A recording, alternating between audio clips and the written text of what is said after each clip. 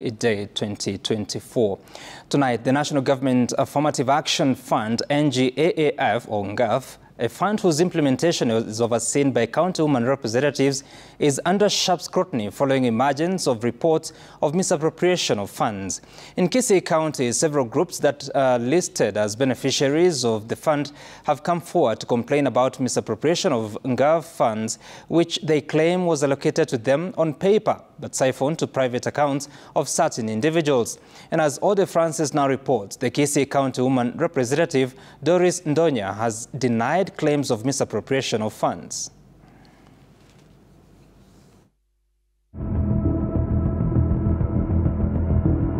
It started off with claims on the social media platforms about alleged embezzlement of the National Government Affirmative Action Fund, NGAAF funds intended for youth, women and people living with disabilities in Kisii County. Then followed an alleged abduction of Justin Siocha, a former manager in the office of the Kisii County Women Representative who had turned whistleblower. I was released on a free bond.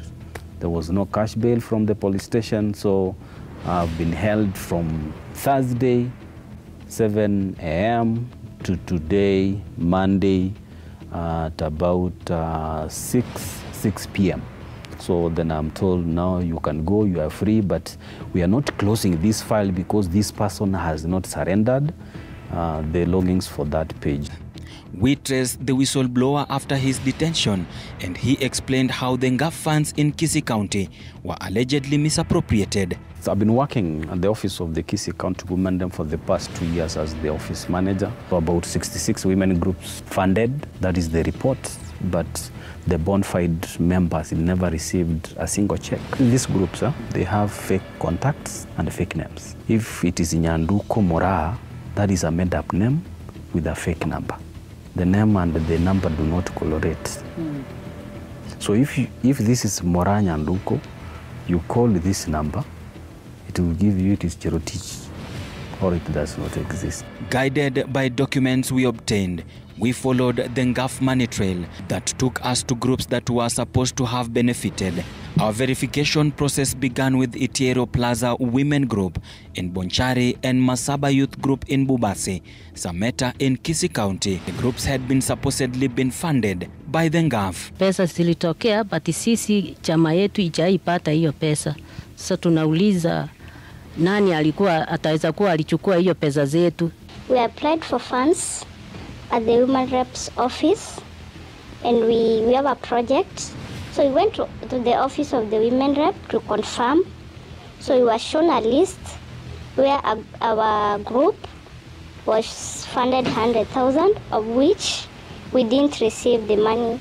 Igonga Market Shed, according to documents seen by Citizen TV, received 250,000 shillings, but things appear different on the ground. Kuna majina ambayo yametajwa hapa kwamba kuna chama kimepewa pesa hapa kinaitwa Igonga Market Shed. Hatuna aina ya chama chochote kinaitwa jina Igonga Market Shed. Hapa tuko na chama, tuko na sako inaitwa Igonga Market, Igonga Traders Sako. The script was the same with the Nyangiri Self-Help Group and in Sarai Ndagu in Kitutu Chache North. Na grupu nimesikia zimepata pesa za NGAAF, kuna yenye inaitwa Sarai Ndagu, kuna hiyo ingine inaitwa Nyangiri Self-Help Group. Kwa listi yangu kwa hizi grupu zenye niko nazo saa mwenyero, hakuna kwa CDDC yangu, hakuna grupu kama hizo. Sababu kwa hata ile grupu mimi mwenyewe niko, niliambiwa kuna masharti mingi sana iko kwa hii pesa ya NGAAF. Naambiwa a group lazima iwe na more than 100 members. So unajua na group kupata watu 100 si rahisi.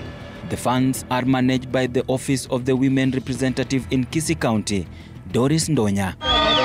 We reached out for her response on the allegations of misappropriation. So hii vitu ya kuchapa the office of the woman rep, nyinyi kama watu wa media mnajua mambo na investigation. Aya, na kukiona mtu amekuja kulalamika hajapata pesa ya chama, hebu muombe chama yake, ako na members wangapi kwa hiyo chama, akupee signature apply na sisi. Check all those facts, alafu mjue how to tackle issues, but everything mimi naweza waambia ni vile sipendi kulelea nikifanywa kitu, it is all about politics. The Kisii woman representative claims the allegations were politically motivated, but her former staffer turned whistleblower maintains that the funds were embezzled. Mumeona documents za serikali zikikuwa mtaani? No.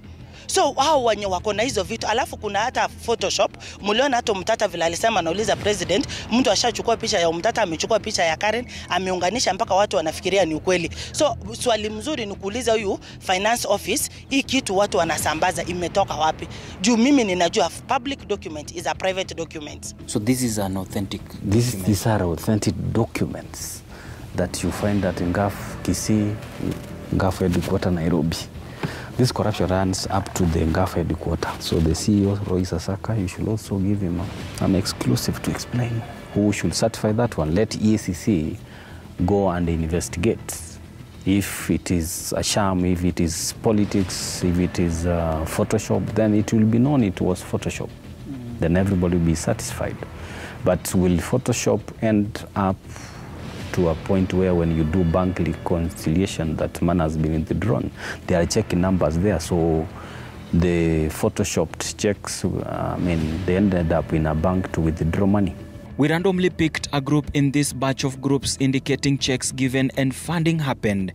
To ascertain the officials of the group through calls, we established a whole different story. Kulingana na hii document unaitwa Sara Ratemo.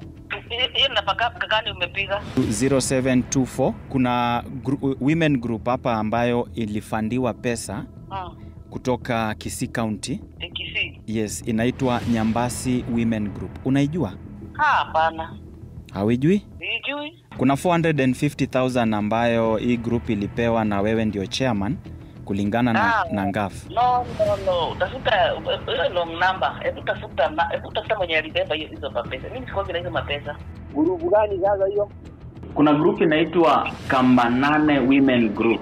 Na kulingana na document inatuambia hiyo document inaitwa wendo chairman wa hiyo group, acha lady wa hiyo group na jina lako ni Evelyn Kenyanya. Okay. Hiyo ni Mkisii. Huyo ni Mkisii na wewe nasikia. Huyo hapa ni Mkisii. Na mimi niko Embu County sasa, mimi ni Mwembu. Mimi niko Embu County bwana. He paid himself 692,000 on behalf of 2 women groups. And it was certified by him, and the registered accountant signed. Everything was done. The balance, the less balance was here. Citizen TV wanted to find out why Justin decided to expose the anomalies at the Kisii NGAAF office. When I was approached with such kind of information, at first I was hesitant. What was I supposed to do with them? I kept them to myself about 2 months. I did not know which route to take. Should I take them to EACC? Should I take them to DCI?